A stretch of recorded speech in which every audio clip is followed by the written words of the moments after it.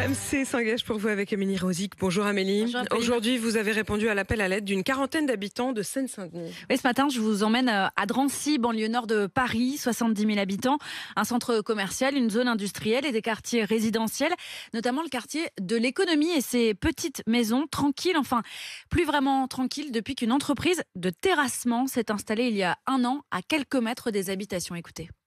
Les pelleteuses énormes cassent le béton qui arrive déversé de haut par les bennes, et puis ils frappent avec la cuillère de la benne.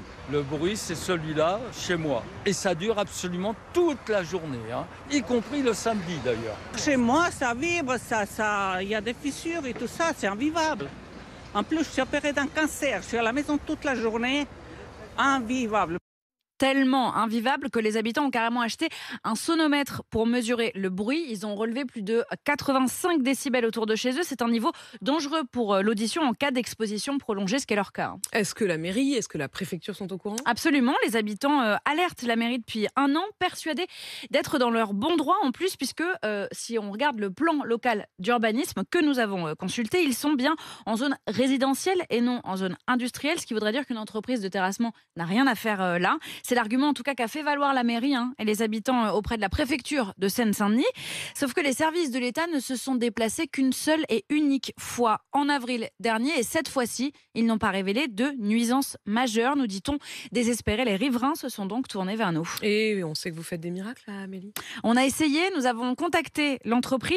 Son dirigeant nous a répondu, il nous assure faire des efforts au quotidien pour limiter les nuisances, pour nettoyer les rues, parce qu'il y a ça aussi, la poussière. Ça fait de la poussière. Exactement, ça fait de la poussière, il y en a partout, sur les terrasses, dans la rue. Donc il nous assure faire des efforts. Ce qui est sûr, c'est que ce n'est pas ce que nous avons constaté sur place, mais on a quand même une bonne nouvelle ce matin, puisque l'entrepreneur nous promet qu'il est en ce moment à la recherche active d'un nouveau site pour déplacer son activité au plus vite, parce que lui aussi, visiblement, il en a marre de recevoir les plaintes des habitants et de la mairie. De son côté, la mairie de Drancy, le chef de cabinet s'est engagé aussi auprès de nous à accompagner les habitants dans leur démarche.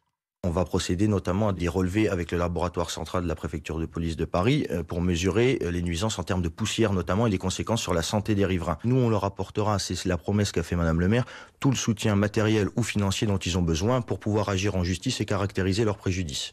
Nous avons également évidemment demandé des comptes à la préfecture de Seine-Saint-Denis, qui nous assure ne pas avoir été informé de plaintes récentes de la part des riverains. Le bureau du préfet, résultat, invite les habitants à le contacter par mail afin de déclencher une nouvelle inspection de l'entreprise. Et j'imagine que ça peut passer par vous. On peut encourager les habitants à vous écrire. On les a prévenus déjà pour qu'ils que vous puissiez centraliser ces demandes. Ce que je trouve toujours sidérant, c'est qu'il faut des autorisations, j'imagine, pour installer comme ça un site de terrassement au milieu des habitations. Il y a quand même quelqu'un à un moment qui a validé, quoi. Voilà. Vous suivrez le dossier, Amélie. Et puis, vous allez aller au plus près de vous tous, puisqu'Amélie vient sur le terrain la semaine prochaine. RMC s'engage pour vous. Ce sera en région Provence-Alpes-Côte d'Azur.